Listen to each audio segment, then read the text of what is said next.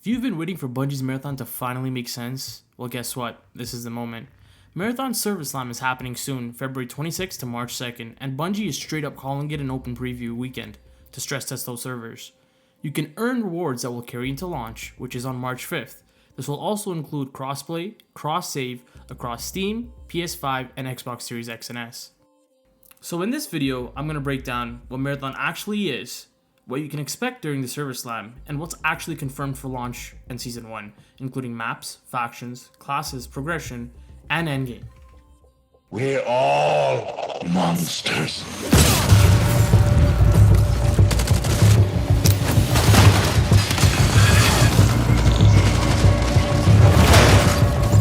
Embrace.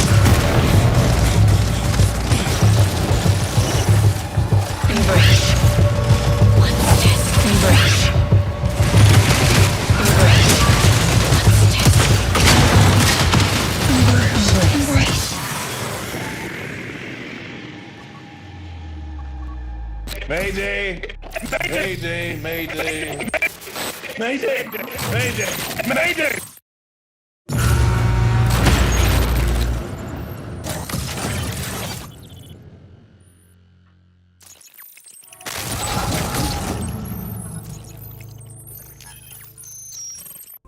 Marathon is a survival extraction FPS set on a planet called Tau Ceti 4, a lost colony world.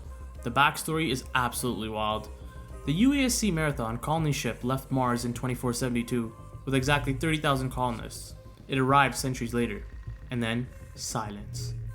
Now it's 2893 and mercenary scavengers show up to strip the place for its secrets and tech. Those mercs are runners, biocybernetic shells funded by rival factions.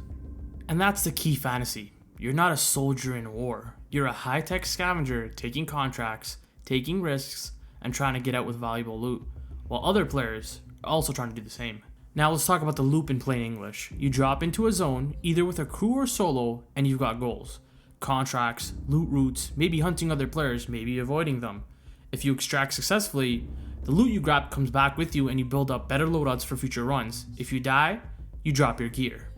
These runs also aren't tiny 1v1 arenas. You can expect up to 18 players total in the match, which means 6 other teams alongside yourself. Marathon's class system is based on runner shells, which is basically your body / frame with a kit. Each shell has a prime ability, a tactical, and some traits. I'm going to speed run each kit and what each kit is for, so you can see which appeals most to your style of play.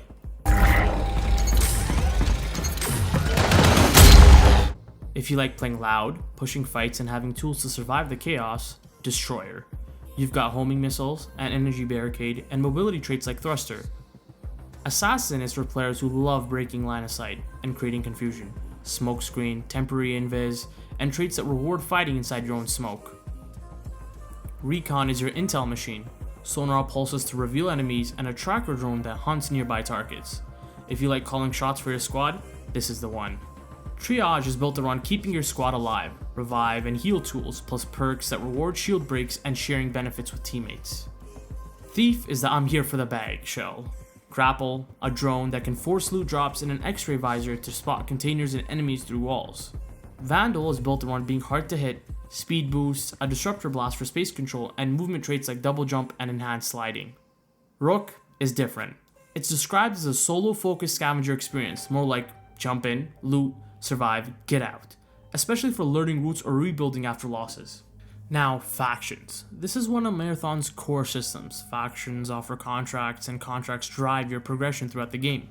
Bungie's naming 6 factions across the game, and during the slam you'll see early contracts for Cyber Acme, Nuclear Auric, Traxxas, Mida, and Arachne.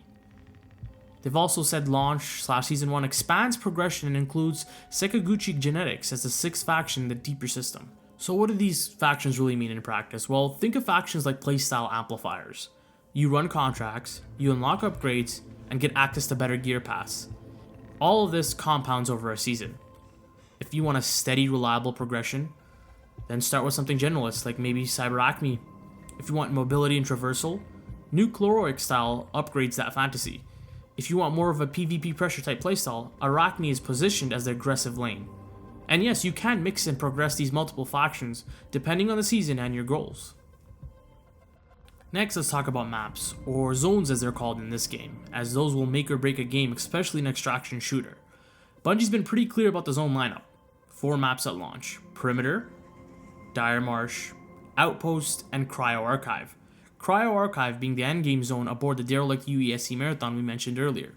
For the Server Slam, however, you can only drop into 2 of these zones, Perimeter and Dire Marsh. Then launch in Season 1 brings more zones, including Outpost and Cryo Archive. Let's talk about dates. Well, here's a Server Slam, clean and practical. February 26th at 10 a.m. Pacific Time to March 2nd at 10 a.m. Pacific Time. Where? On Steam, PS5, and Xbox Series X and S, with crossplay and cross-save enabled. You can play on 2 zones, Perimeter and Dire Marsh.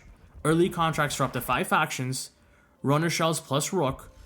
There's conflicting information here, how Bungie's post says 5 of the 6 shells plus Rook, while the PlayStation blog says all 6 shells plus Rook.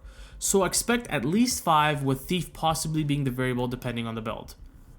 You can either play as a crew or solo, and proximity chat is included from the prior alphas. The big reason to show up, however, is that you earn launch rewards. Complete the intro mission and you get a unique emblem and a player background at launch. Your progression during the Server Slam also banks arrival caches, which you'll receive at launch of the full game. First mission, you'll get a standard cache. If you get to runner level 10, you'll get an enhanced cache. If you get to runner level 30, you'll get a deluxe cache. Day 1, go in, do your intro mission. Pick 1 shell, learn extraction routes on 1 zone. Day 2, push to maybe level 10, stacking easy early contracts. Day 3/4, if you're loving it, grind towards level 30, but prioritize successful extracts over 1 more fight. In terms of the launch, it's confirmed for March 5th, 2026 on Steam, PS5, and Xbox Series X and S, with the pricing and live service model already been announced by Bungie. In the Vision of Marathon update, they state that they're targeting a $40 price point, and that buying the game gives you an access to a roadmap of free gameplay updates, which includes maps, runner shells, events, etc. 2 of the really important promises that Bungie made is that the reward passes will not expire, so this means less FOMO, you can always switch back and forth through them. There will be no pay to win. Bungie explicitly frames this as preserving the competitive integrity of the game. This is especially important because there will be a competitive mode at launch, something which I'll cover in a later video. Well, let's summarize. Slam gives you the first real slice. 2 zones, early faction contracts, shell testing, proximity chat, solo crew options, and real launch rewards.